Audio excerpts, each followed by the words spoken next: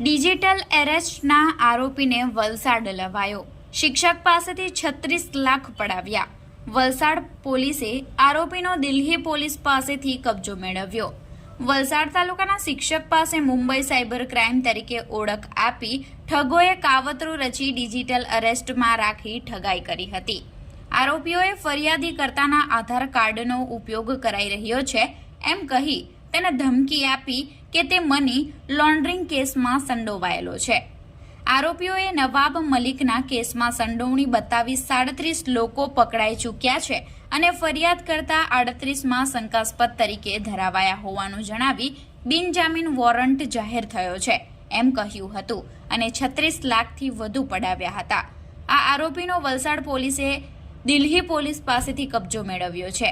આરોપીઓએ ફરિયાદીને કોઈને માહિતી ન આપવા અને રૂમ બહાર ન જવાનું કહ્યું હતું અને ફરિયાદ કરતાને 3 દિવસ સુધી ઘરમાં વિડીયો કોલ દ્વારા ડિજિટલ કસ્ટડીમાં રાખવામાં આવ્યો હતો. આરોપીઓએ કહ્યું કે તેમની તપાસ માટે તેમની બેંક વિગત આપવી ફરજિયાત છે અને ભવિષ્યમાં જપ્તી ટાળવા માટે તમામ રોકાણ પોતાના ખાતામાં ટ્રાન્સફર કરાવવાનું સૂચન કર્યું હતું.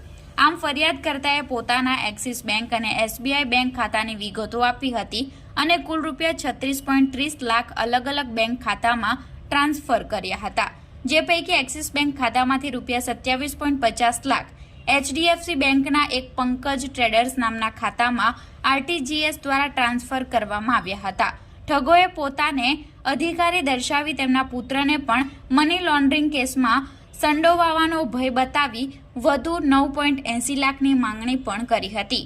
પીડિતને આરોપીઓએ CBI અને સુપ્રીમ કોર્ટના બનાવટી દસ્તાવેજો મોકલ્યા હતા. પીડિત શિક્ષકે શંકા જતા આખરે પોતાના મિત્રને વાત કરી મિત્રએ તરત જ સાયબર ક્રાઇમ હેલ્પલાઇન નંબર 1930 પર ફોન કરી કાર્યવાહી શરૂ કરાવી હતી.